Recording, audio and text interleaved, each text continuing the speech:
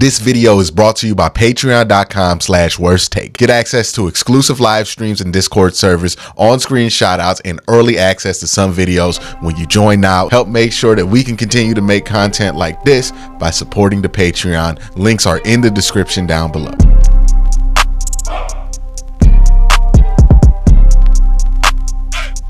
The Cleveland Browns have problems. And look, I'm not somebody who's going to be super judgmental of someone just because they have problems that are visible and that exist. Problems happen. Kevin Stefanski and this Cleveland Browns football team have obvious problems. It's super visible to anybody who watches the team that there's something intangible wrong with them, right? Because the tangible stuff doesn't really explain why the Browns record is 1-3. It's really the intangible stuff that can explain it.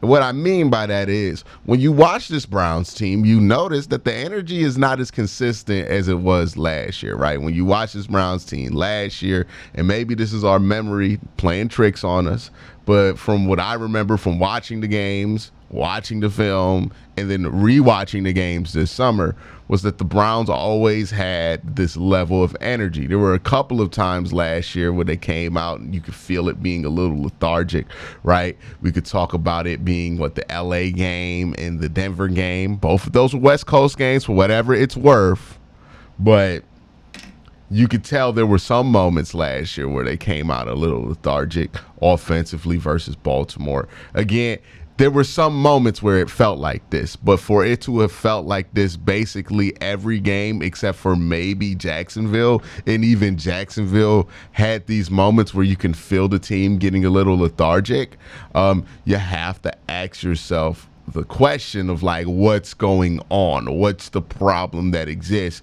Because I don't think even if you're the most pro Kevin Stefanski person in the world, you can ignore that these problems definitely do exist. And look, a lot of things get blamed on the head coach by football fans that have nothing to do with coaching, right? A lot of people will blame increase in holding penalties on a head coach when that has nothing to do with the head coach, right? A lot of people will blame a lot of shit that ain't got nothing to do with coaching on coaching. But this does have a lot to do with coaching, right? Kevin Stefanski is not just in charge of putting the game plan together. He's not just in charge of calling plays on Sunday. He's not just in charge of overall offensive activities and overseeing the defense to make sure that if there is a change that needs to be made, that change gets made as far as coordinator is concerned. Yes, all of those things are Kevin's job, but one of Kevin's most important jobs is to smooth out whatever rough patches are going on in the locker room. And I can see multiple rough patches going on in the locker room. There's friction in the secondary that I can see that's visible. There's friction on the defensive line that I can see that's physical. There's friction between the offensive line and quarterback that's visible. There's friction between the quarterback and certain wide receivers that's visible. There's friction between almost every element of this team with another. This team that was so tight-knit last year, there seems to be a bit of friction. You can provide the perfect environment for people. You can provide a great work environment. You can put everything in place, and problems are still going to exist. Friction is still going to be created. I'll put it like this. You put 10 people in a room, you're probably going to have friction between one of those 10 people, right? You're going to have issues when you put this many people together. For a football team, it's the same way. You're putting almost 60 people in a building every week. Some tension's going to be created for whatever reason. The tension existing is not a fireable offense or something that I'm going to blame Kevin Stefanski for, but the tension not getting smoothed out, the rough patches not getting smoothed out, that is something that I'm going to be judgmental about Kevin Stefanski for not fixing over the course of an entire season. For example, Amari Cooper and Deshaun Watson. This is a connection that through all the ups and downs we've had with Deshaun while he's here has been pretty consistent.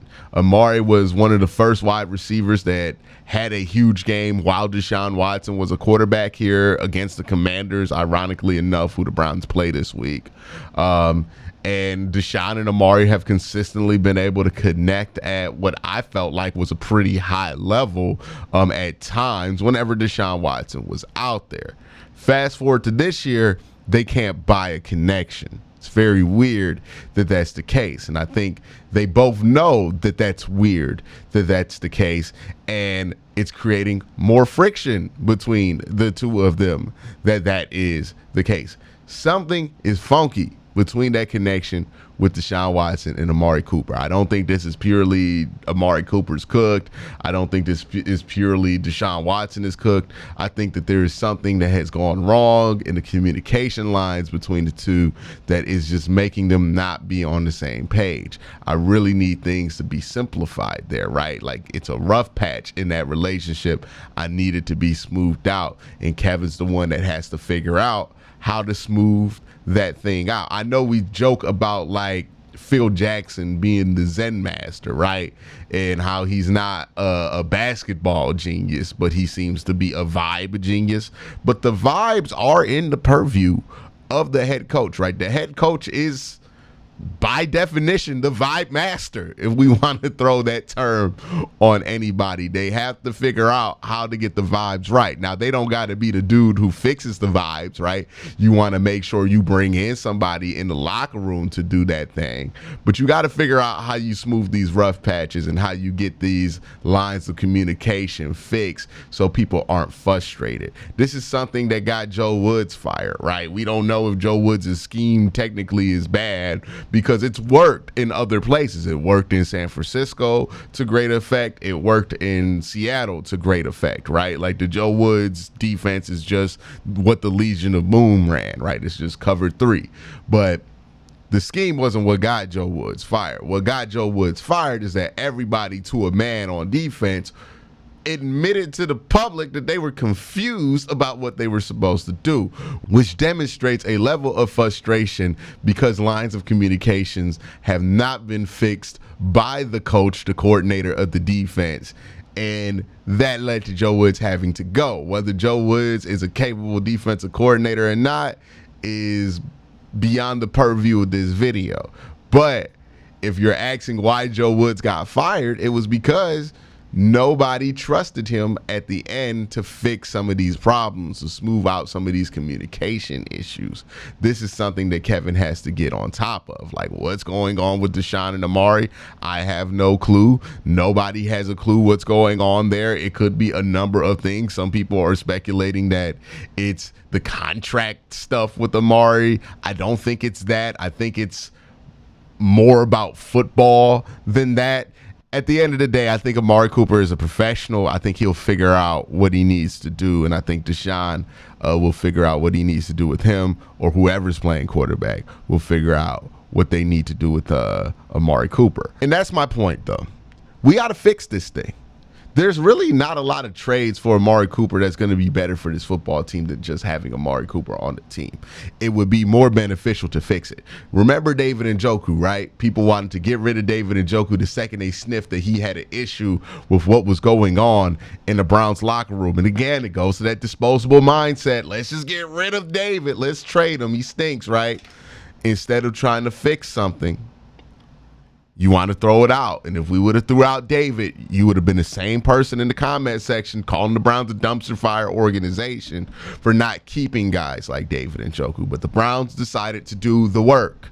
Okay, David's not happy. Let's figure out how we can make David happy. Let's figure out how that works within the purview of this offense. Let's see how all of that can work together. Same thing has to be done with Amari Cooper.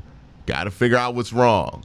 Is it something about the trade? If it is, how do we smooth that out? If it's something about the offense, this is how he's being used. What is the source of this frustration, and how do you fix it between the two? Because I still believe Amari Cooper is really capable of doing a lot of good things for the Cleveland Browns, and I wouldn't want to throw the baby out with the bathwater just because there's an issue. So if you're asking me, what am I going to watch to see where Kevin is as a coach, not just as a on-field technician, right? When it comes to calling the plays, getting the scripts in. We know Kevin has a great track record doing all the coordinator stuff. The real question with Kevin is if he's going to be a head coach for 10 plus years for this team like they want him to be. This is the stuff he's got to get really good at, right? This is the stuff that Mike Tomlin figures out. Like, problems exist in Pittsburgh all the time. The wide receivers have issues with what's going on. The locker room has issues with what's going on. And then they voice these things publicly in Pittsburgh. They're not immune to having issues in Pittsburgh. But Mike Tomlin always figures out a way to smooth these rough patches out so you can get on with the getting on. And that's the question with Kevin. Can you smooth these problems out? Again, it's not an issue that the problems exist. It's how you fix them going forward. That's why I'm interested to see, man. And that's why I think this week's going to be so important. See how they bounce back from a rough couple of weeks. Y'all have a great day. Have an even better night. Peace.